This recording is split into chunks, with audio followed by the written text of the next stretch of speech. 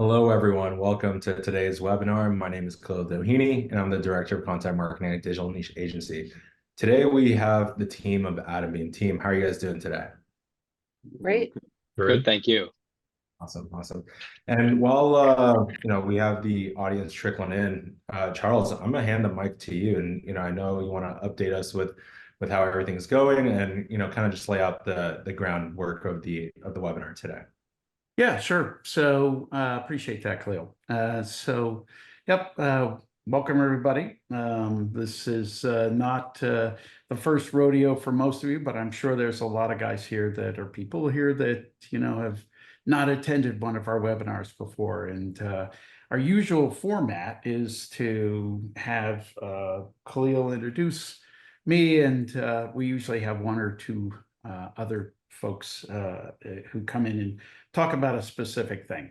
Today is a little different, and I thought it made sense since we're kicking off this capital raise, which has started gangbusters, to introduce the team. I don't have, I think I mainly just have the senior folks here, not everybody, but that would take too long.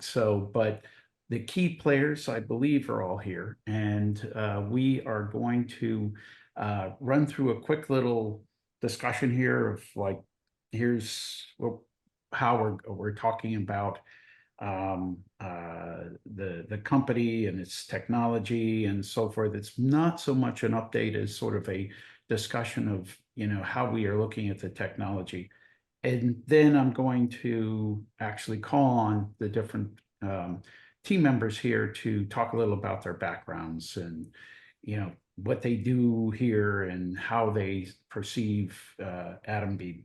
So that's kind of the quick and dirty, and I'm glad to start whenever you're ready. Yeah, let's go straight into it. Okay. All right. So here we go. Let me start the slideshow here. I'm gonna share screen.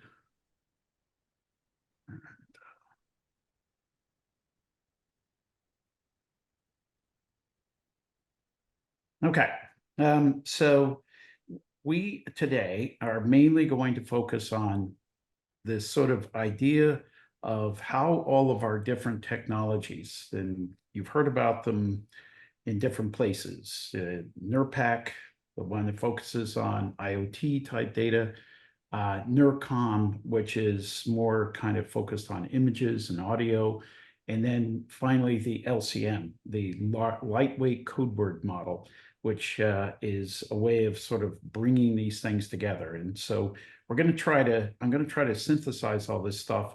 I do have Josh Cooper here on the line too, which makes me a little nervous because he knows it a lot better than I do, but I'll do the best I can. Josh, feel free to jump in and say you're totally wrong, okay? So, but don't say it too loud, please. All right, so basically the thing to think about with our stuff in overall everything is about the advantages of densification of information. So we take data that is in a form that is a little loose, really, because a lot of it is oriented to the way humans think about it, and we smash it down into a lot smaller bytes, a lot smaller chunks that computers can use with Atombeam technologies to concentrate the amount, to concentrate into smaller amounts of data, the same information. So that's what we're talking about here. And we do it in different ways, but that's the goal of this, of conveying that is the goal of this discussion. So first of all, let's talk about how Neurpac does things. So Neurpac is looking at this human readable thing, the a date timestamp, how is my battery, and that kind of thing, turning it into a computer readable file.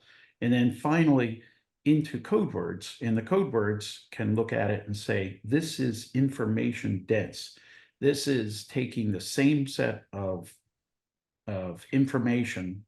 It's the same information. It's just to a computer, it's a lot more efficient to look at it in a really small way and look at that small file and be able to instantly translate, because it has a code book to do so, that little bit of data into the big data. But it can do everything on a much more efficient basis than we could, or anybody who's not a computer could do.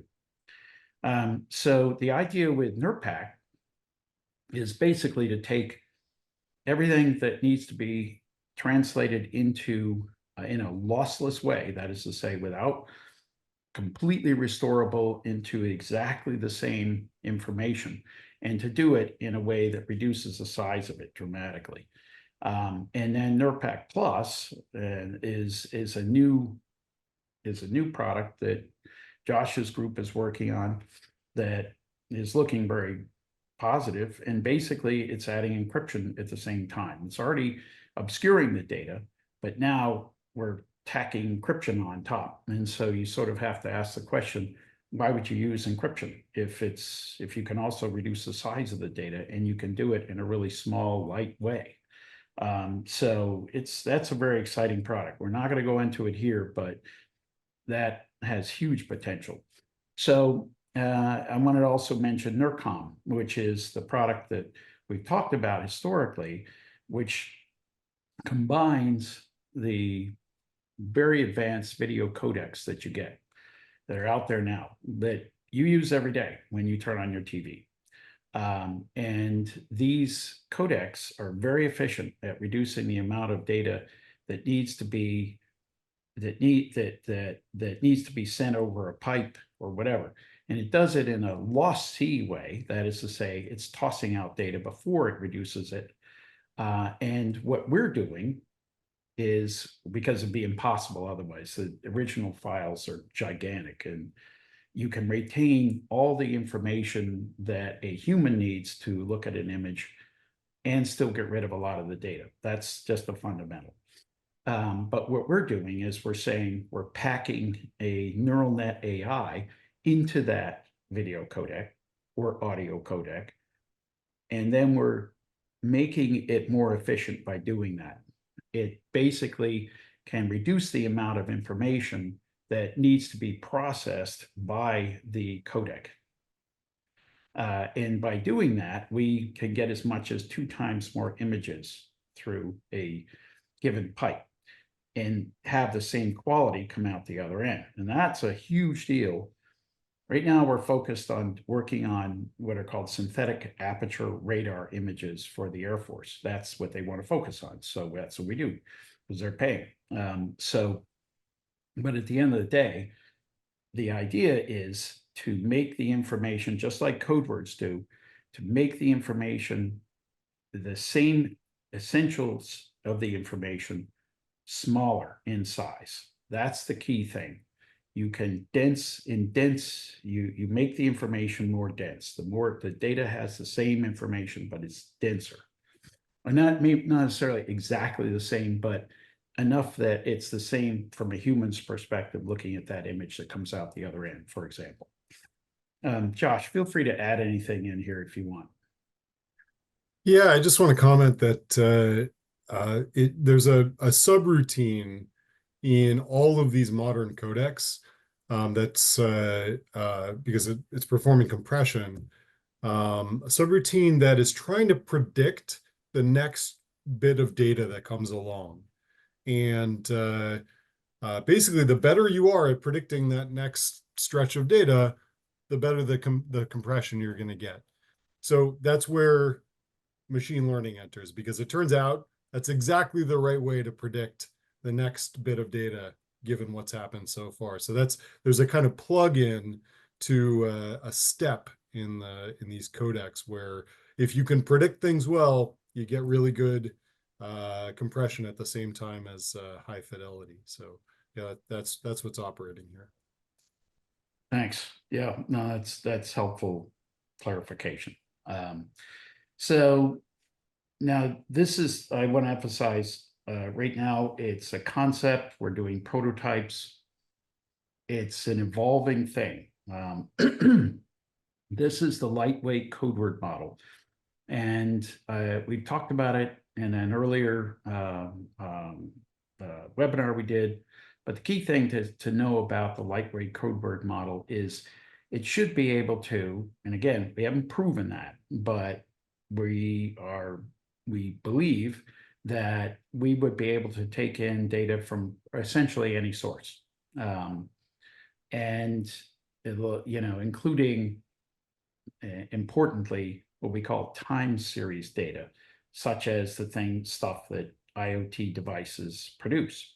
And the idea is that the lightweight code word model would use this data that emerges from essentially any source, and not have to translate it into text, which is what the current generative AIs do. And so the idea is it's a lot more flexible. It can take a lot more information, and it can make the information that is taking in denser by using either Neurpac for code words or NeurCom with kind of the denser information that is being generated by NeurCom. Josh, you want to add anything here? Sure. Yeah. You may not know that a key step that has enabled the modern machine learning revolution, that the AIs that perform astonishingly well today, a key innovation that's an ingredient in those things is representation of data. Because you've got a neural network, it doesn't read English text, right? You have to feed it computer readable data, and then the output also has to be interpretable. That representation problem is really fundamental to the AI revolution. And well, to use a word that Charles brought up a minute ago, we're really good at densification of information. That is, you can take very sparse data that where there's a lot more bits being used than you actually need to express the contents, and make it a lot shorter so that it's a lot denser, that the literally information per bit is much higher than it was. That's perfect for feeding in to a neural network or for the representation that it feeds out. And because we can do this on essentially any kind of data, this means you can have multimodal inputs to neural networks and get all the benefits of machine learning with less storage, more efficiency, smaller networks that require less compute power, et cetera. These are all things that we're in the process of developing at the moment. Right. And this is sort of like expressing it on a slide, the idea that Josh is talking about, which is really how you pull in all these different things and you essentially increase the efficiency and flexibility of generative AI with the two Neurpac and NeurCom components that make the information denser, which means that there's less to process in effect. And if there's less to process, your chips can function more effectively and faster, which means that on the edge, you might be able to, and again, this isn't done, I want to emphasize that, but on the edge, we should be able to use less power to generate AI, we should be able to use AI on the edge much more effectively because we densified the information. Therefore, there's less processing to be done, and therefore a less expensive chip. More things can be AI on the edge. And again, let me turn this over to Josh because we have him here, and so we're fortunate. So yeah, you can either, right, using this framework, you can either perform the same effective calculations with fewer resources, so less hardware, less power, et cetera, or you could do more with the same. So it's an enabling technologies, whether you're talking about performing machine learning at the edge or performing it on a heftier device, but being able to accomplish more. So you can imagine like a mobile phone. Today, very limited what you can do in terms of AI on your phone. A lot of data has to be sent up to the cloud to be processed and then pushed back to the device. But this framework enables more computation, better use of resources, on chip. Right. So, I mean, and what does that mean for the real world, really? It means that something like an autonomous car or a oil well in the remote outback or a whatever, something that needs to operate autonomously. And it's a big problem if you have to say, okay, I've got to ship this data back to a data center, get it processed, and then get it shipped back. And in the meantime, the car is heading for a cliff, and it's like, well, latency really matters here.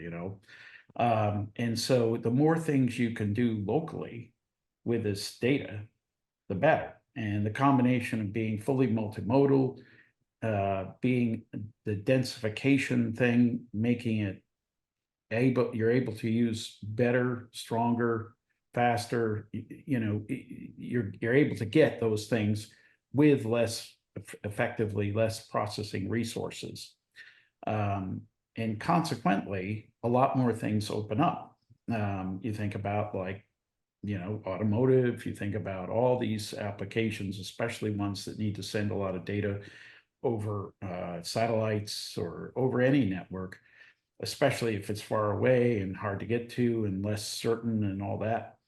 The more you can do locally with that information, the better. And what the lightweight code word model does by combining all these different things is create the opportunity to, use chips that, may not be able to work otherwise in that local environment. It could also mean, who knows, with respect to chips operating at a data center, if they are operating on denser information, they could be more efficient. So feel free to add anything else, Josh, that you like, but.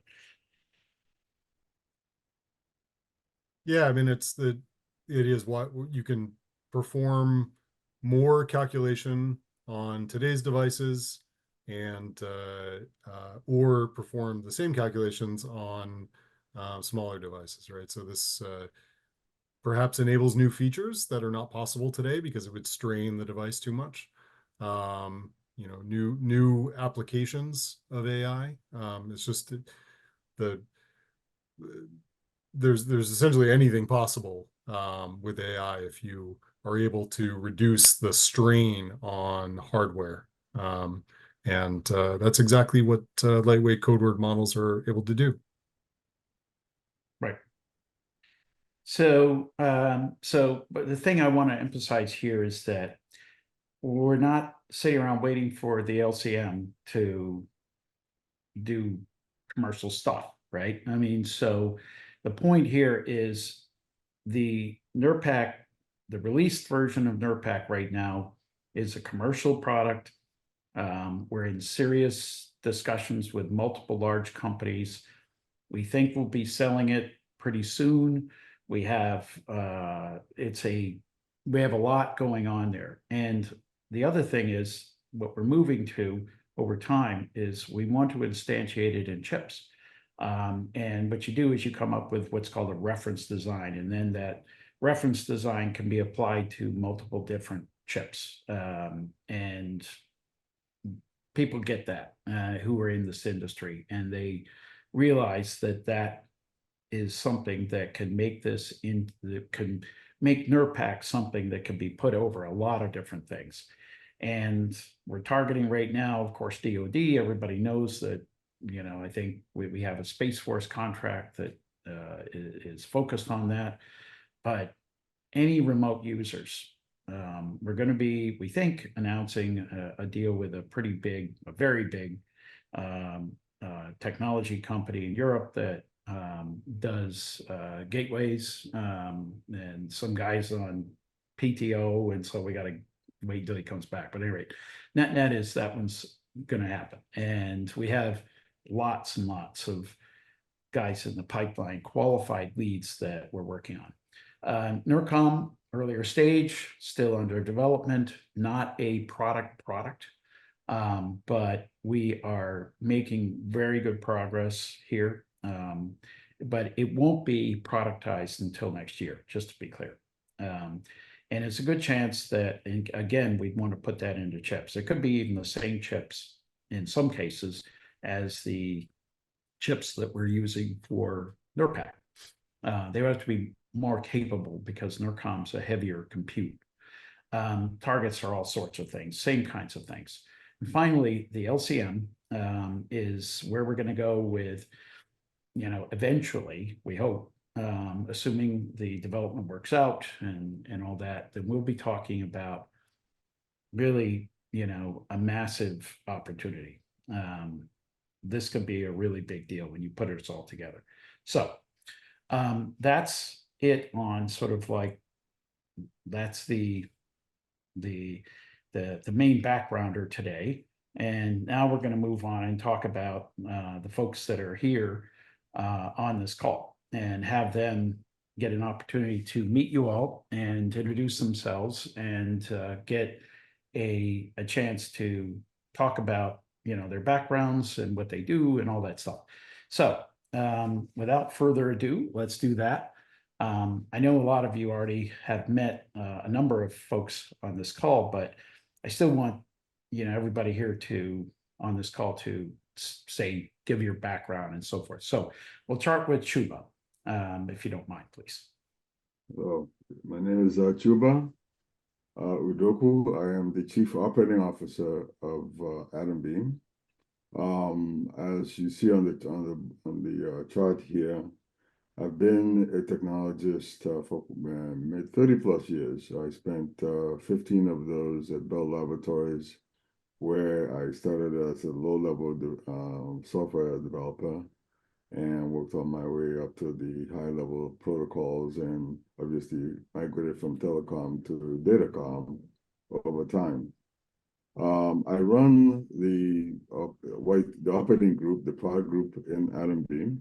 Our job is to take the concepts and technologies that come from the research side of the house and turn them into product. We have engineering, the product management function, and the marketing function, part of the team that I support within the company. I've been associated with Atombeam for about 5 years. I've been an advisor. Just recently jumped in as we got into more maturity in terms of the technology in January. And very excited about what we can do here. I have been a technologist for a long time. I've been more recently working with private equity companies on analyzing all the various technologies in the marketplace, and find this particular technology to be unique in terms of what it enables, especially with all the transitions we see happening within the industry. I think what was talked about by Josh earlier was some of the challenges that we have as we deal with the large amount of data and data processing requirements in the industry. Storage is one, which is as you know, our storage facilities are very large, but there's a huge amount of need for storage and the ability to search through storage effectively to make decisions. The other piece that John answered, that also requires optimization of storage and storage facilities, which our technology supports. The other piece is compute. Compute requirements for AI is becoming more and more critical. Power consumption in data centers is just going higher and higher, and our technology actually begins to address that. And the other piece is at the edge computing, as we start making decisions at the edge, which is what AI and machine learning needs to do over time. Our technology really enables that and facilitates that. And it's critical to the success of a lot of these companies that need to start supporting that, even on old legacy devices, etc. So I'm very happy to be here, part of this team. It's an incredible team of really, really smart people. These folks are all veterans, been there, done that, and it's a real honor and privilege to be part of Atombeam. Hand over back to Julianne. Actually, we need to move to Dave White because Dave Dave White, has to go. sorry. But All right, yeah, David. so- Sorry. but thank you. Thanks, Chuba. Dave, go ahead.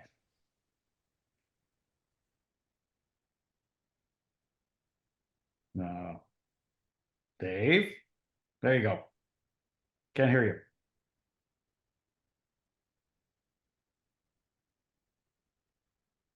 Can't hear you. Nope. All right, still can't hear you. All right. Dave. Seems like he has his mic off. Yeah, he's trying to turn it on and off. I think he's somehow got it off. He had trouble getting on a few minutes ago.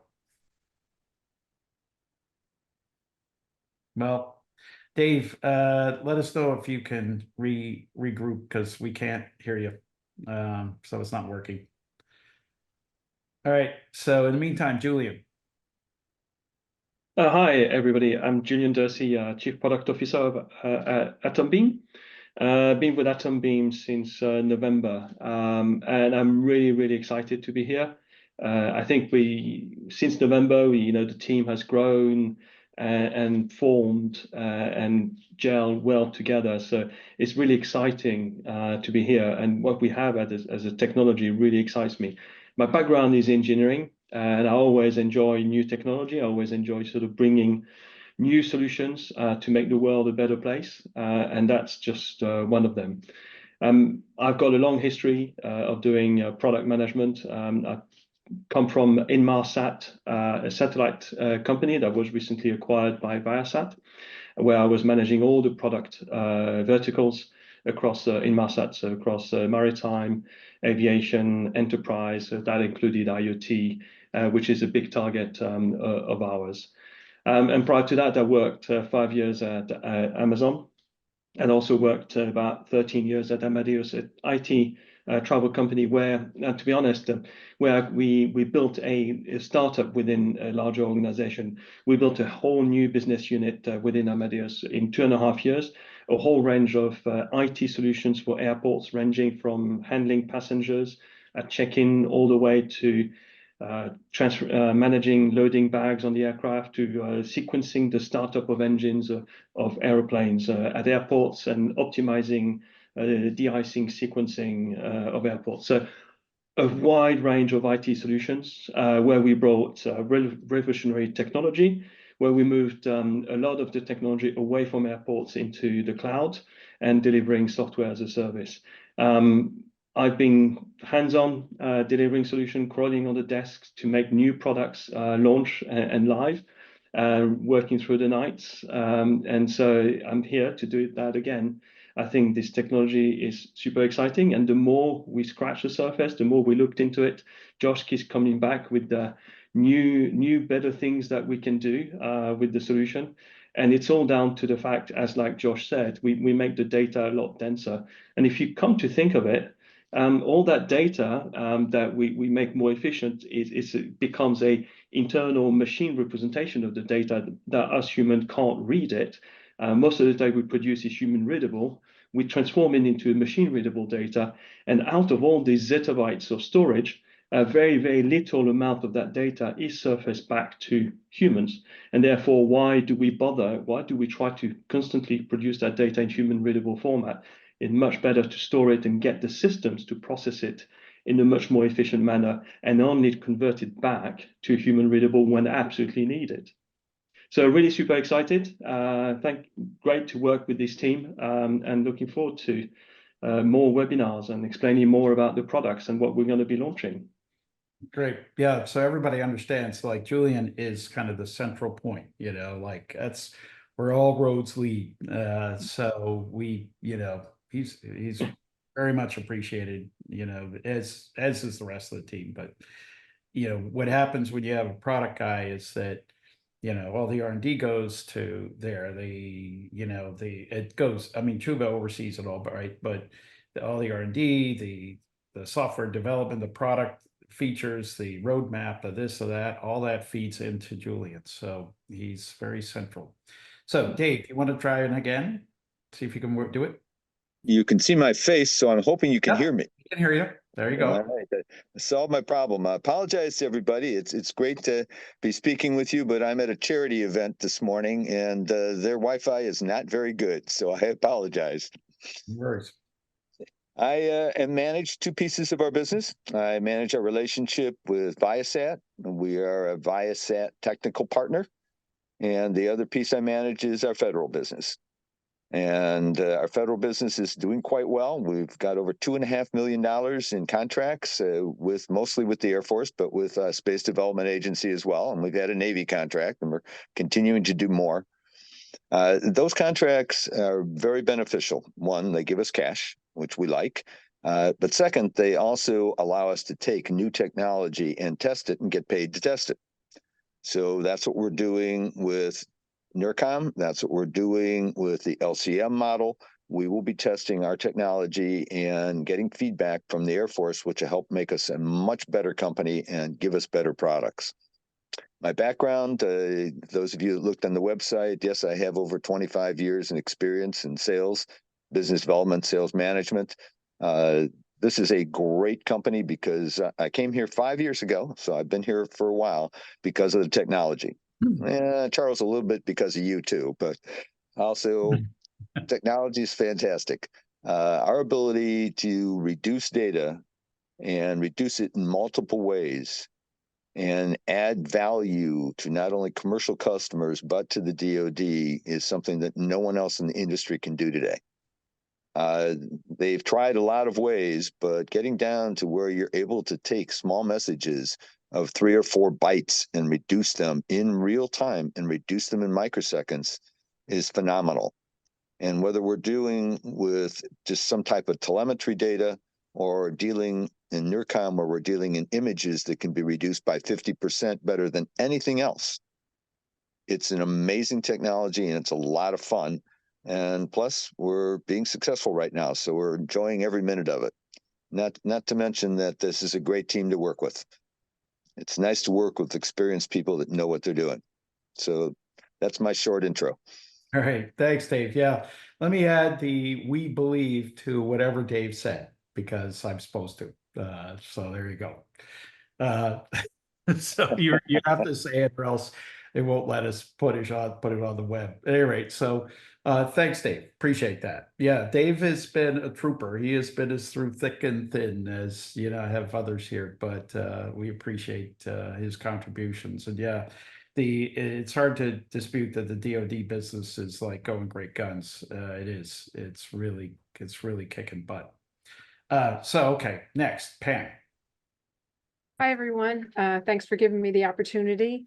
I lead our product marketing and our marketing group, and I've had a great career within the industry, holding roles in technical marketing, in product marketing, in solution architecture, in some companies like Lucent, Sienna, Brocade.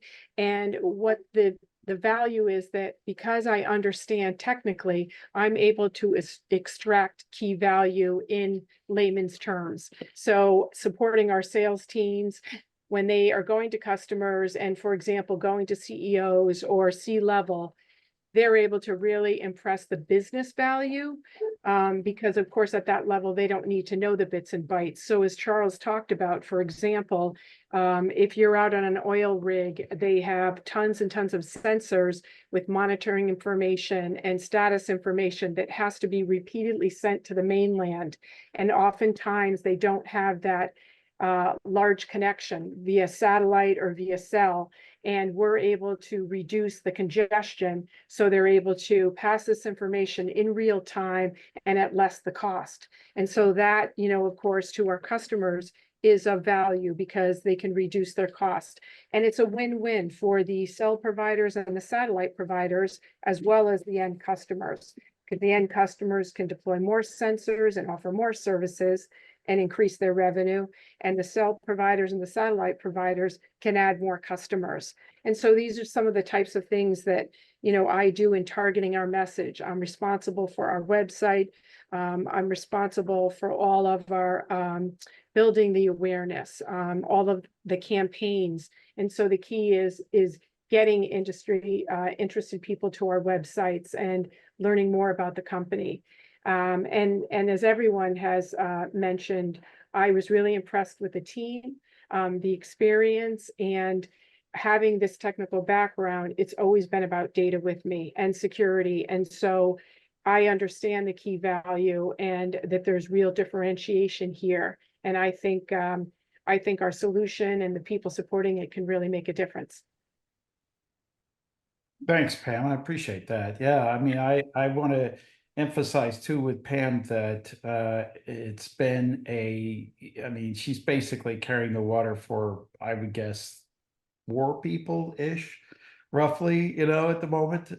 So it's not a minor point. We completely redid the website, put out a new one. We've generated, she generated tons of materials to support our marketing in sales, the data sheets, she works with a PR firm, she works with the ad agencies, it's a huge load. And so we're very appreciative that she's on board. Thank you. So Rajiv and then Kayla, and I will put Josh last, just not for the least, but because I know he won't mind. So, all right. So Rajiv and Kayla, please. Rajiv. Oh, yes. Thank you. Thanks, Charles. Hi, everyone. So I'm Rajiv Bhagat. I joined Atombeam last October, and I serve as the company's chief financial officer. We have a small finance and operations team, which consists literally of our controller, Kayla Dana, who's also on this panel, and myself. Besides owning the usual finance and accounting functions, which include, cash management, risk management, and compliance, budgeting, forecasting, performance reporting, and we also own human resources, our team is tasked with supporting the company's go-to-market efforts and value creation. So we partner very closely with the executive team to ensure that the company's business objectives are both clear and well aligned. And we track how we perform against these objectives. I've spent my entire career in finance-related roles, mostly in the technology sector, and within technology, primarily software and software as a service. My 2 most recent roles were with SaaS startups. The first one, I led the $30 million Series B fundraise and orchestrated the sale of the company to a strategic acquirer. At the second, I led their $50 million Series C fundraise. I really enjoy working with startups and early stage companies. It's basically a matter of helping to build the financial infrastructure, build out the teams and the processes necessary to support the company's strategic direction and growth. I was particularly attracted to Atombeam because of the exciting technology and the market opportunity, and with the breadth and experience of the team. And these are obviously sentiments that were echoed by folks who've spoken before me. In terms of background, I have a bachelor's in business administration from University of California, Berkeley, and an MBA in finance from the University of Chicago. And I'll introduce Kayla, our controller. Sure. Thank you, Rajiv. Rajiv laid it out very well, what we are responsible for within Atombeam, but I will add, I've been here since inception, and primarily a large part of that is due to the leadership of Atombeam.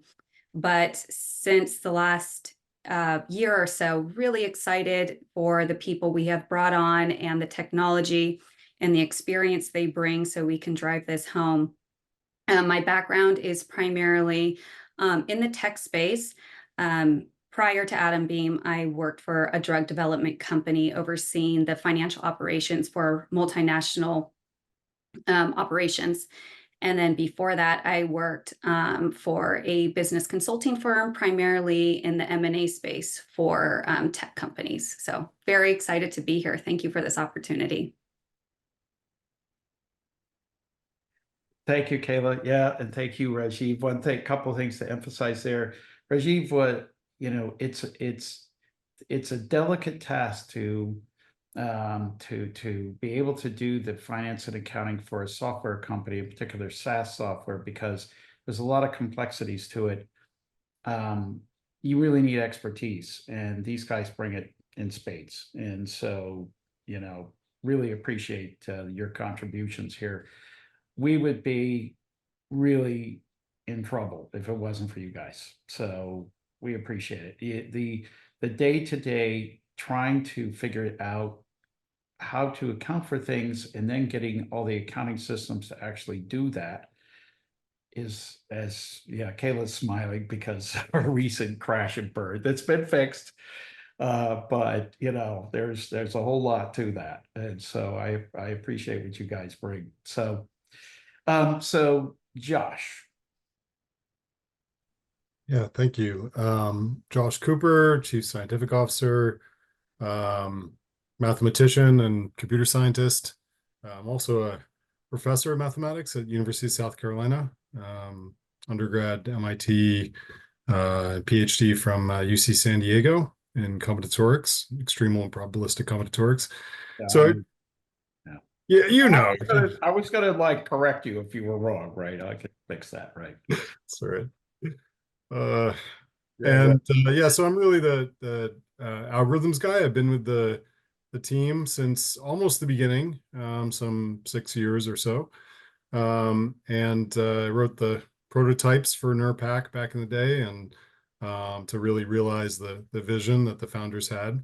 And it worked marvelously. Since then, I've been heading up IP development and supervising R&D to get some of these ideas from the drawing board into workable form so they can be productized, and whether we're talking about DoD or commercial customers. And actually, to Charles's point about the need for expertise, of course, you need expertise, but you also need people that are willing to listen to it. And that's one of the greatest strengths of this team, is that I get great questions. A lot of the time, my role is to act as interpreter, interpret the research that's out there, cutting edge ideas that are coming out every day. Also, developments that are coming internally from our engineering team, or from the folks that I'm working with on the more research end of things. That means talking to our legal team about developing our patent portfolio and having some strategy around that.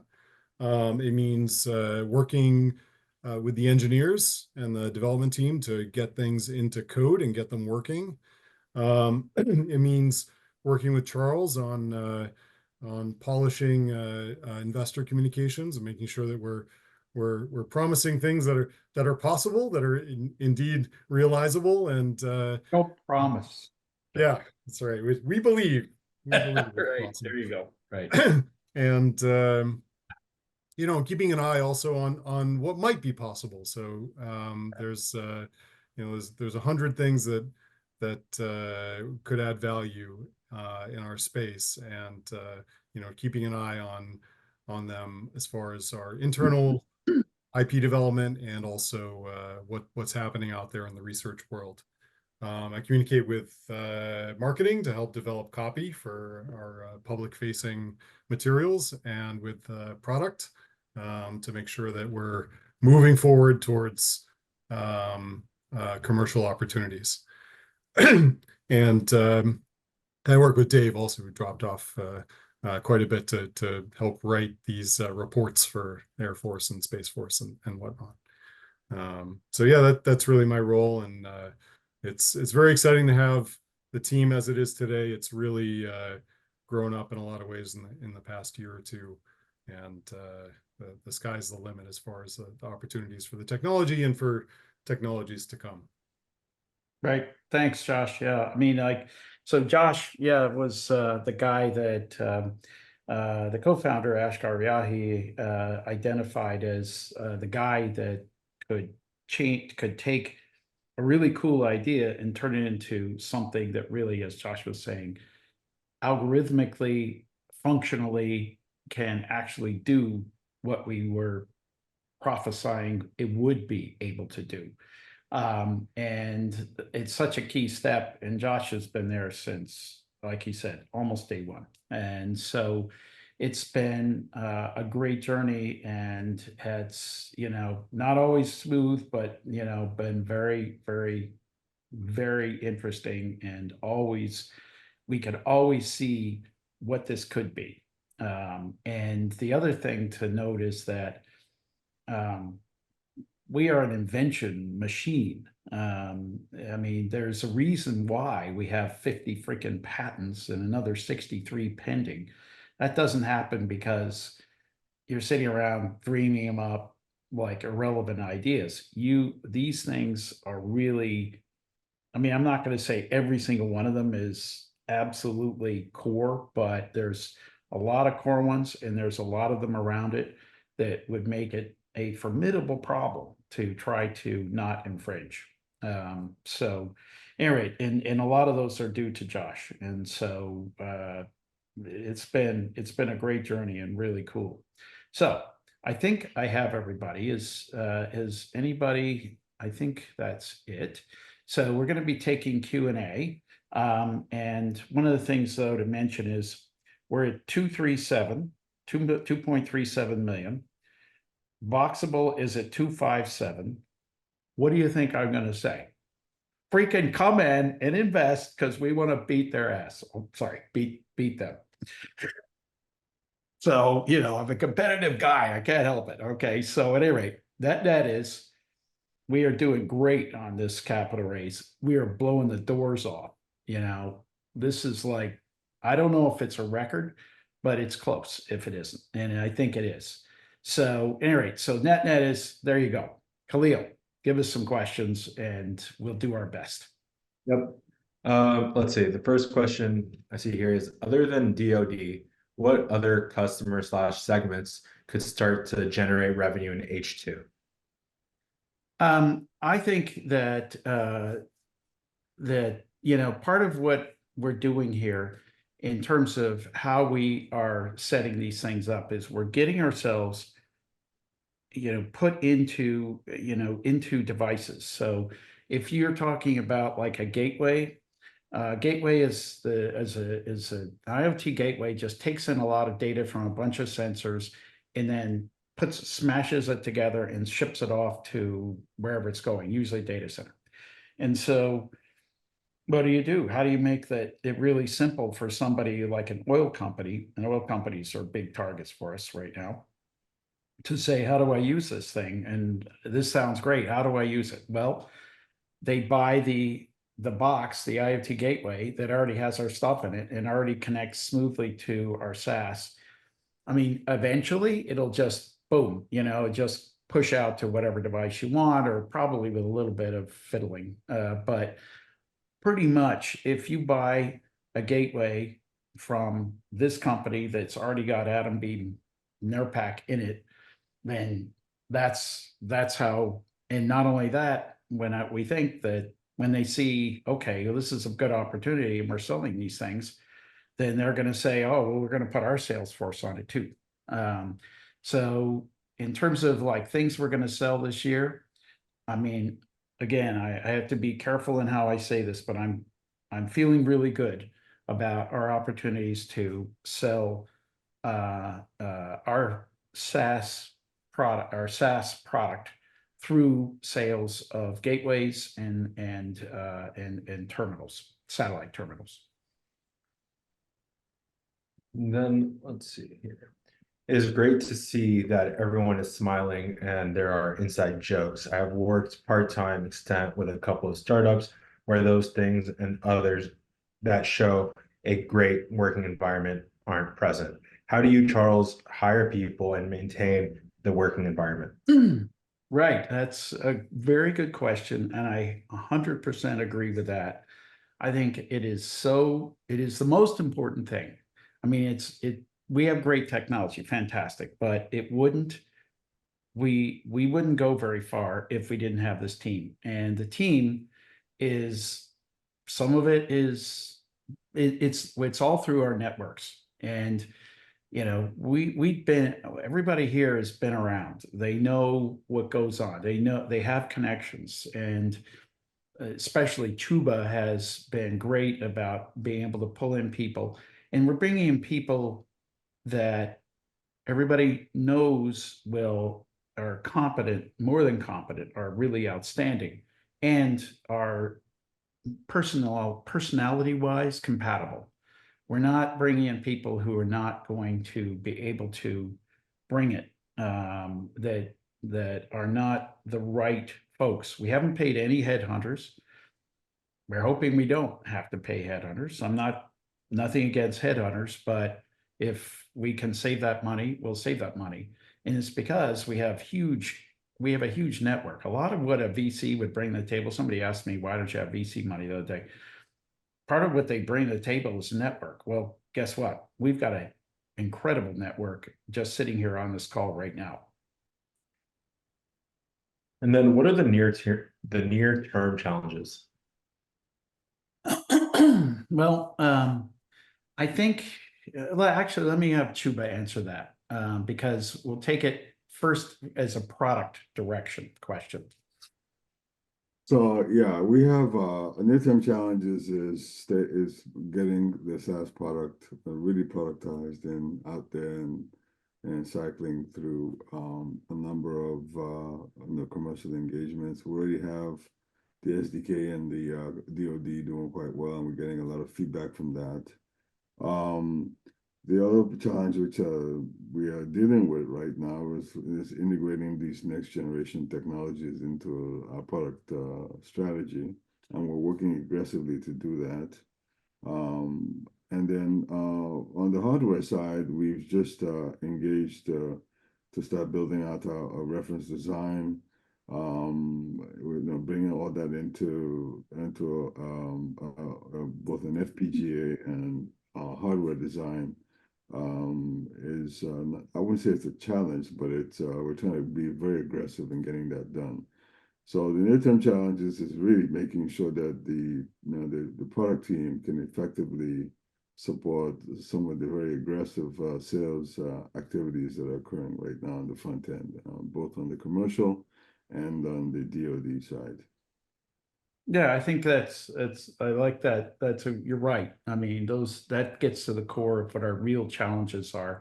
I would add to it, though, that it's also resource constrained.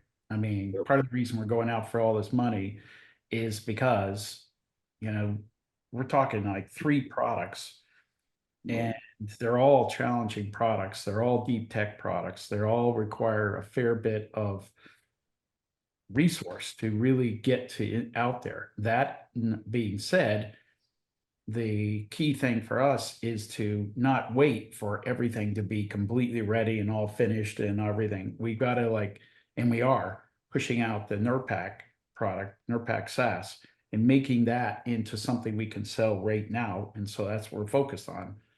And a lot of what Chuba's group is doing is they're trying to get all these different pieces to work together in Neurpac, so that Neurpac has all the features that the customers say they want, and has whatever it is in UI, the user interface, whatever. All those things need to fit together, and it's a huge effort. That a lot of it is what Julian leads, in terms of fitting all these pieces together and then reprioritizing on the fly as is needed by customers. So I hope that answers the question. And then what time frame do you project revenue becoming supportive of your cost structure and begin to provide real financial results? So I got to be careful here, but I'll turn that one to Rajiv. Yeah, as you point out, Charles, we do have to be careful how we report information that could be forward-looking in nature, now that we are going through a public offering. We will be providing information in in the proper format, so stay tuned. We will be releasing information in the appropriate way, and that'll address questions such as that. Right. Thanks. Yeah. I mean, I'm sorry we can't be more satisfying on that, but we are legally constrained. It isn't an inclination on our part. I mean, I think everyone who has been around and has been invested and listens in knows that we're as disclosive as we can be. We'll tell you everything that's going on with the proper caveats and everything, but there are limitations that are placed on us by the SEC, by the lawyers, etc. And we just can't go past a certain point. Khalil. Yeah. How are career opportunities coming along for selling the SaaS product? I think they're going really, really well. We are in deep conversations on multiple fronts. I mean, Dave mentioned the Viasat connection. There's multiple things going on there. There's also this big European tech company that we should be announcing a deal with any day. And that is to instantiate our stuff in their gateways. It's like $1 billion division, and they only make gateways, and they want to put us in those gateways, and we want to start selling. We have tons of demand for those things. So we're really focused on a limited number of these for now. I mean, there's a huge number we could go for, right? I mean, our problem more is to figure out what we can prioritize and what we can do with the resources we've got, rather than saying, well, where can we find a customer? Believe me, that is not the issue. The issue is, how do we answer the bell in a way that is disciplined, handing over a fully built out product that works in every way and does all the things that the customer needs and has the proper user interface, etc. That's where the challenge lies. It's not in finding customers. And then we collect the various sensor data from Getaway, so how we can manage this huge amount of data and how to reduce the data size. I don't know if that was necessarily a question, but yeah. Why don't I have Julian talk about that? Hi, Kunal. So in terms of how to manage the data from the gateway and reduce that data size, if you're looking to repatriate the data from your gateway back to the cloud, please come to Atombeam and Neurpac. And so this is exactly what we set up to do. And what it will be, so today we have a small Docker image that we deploy on your gateway. It's a 30 megabyte image, and it takes very few resources, only 20 megabytes of memory, and it will do the job. It will reduce your data by 4x or more, and it will automatically learn from your system the type of data that we need. So the machine learning will kick in, and very quickly you'll see your data reduced from the gateway. We can even, you can come to us. We also have what we call a quick start connector, which allows you to come with a sample data set, and you can inject it directly into our system. You don't need to do any deployment, and you can see the net benefits that you'll be able to realize. We can do that in a matter of minutes. Pretty cool. Thanks. Khalil. What steps is your team exploring to ensure a robust quality assurance as you move forward in the space? Oh, okay. That sounds like a Chuba question. Right. So we have again, part of the maturity of the team and on our group here is engineering processes that we've put in place.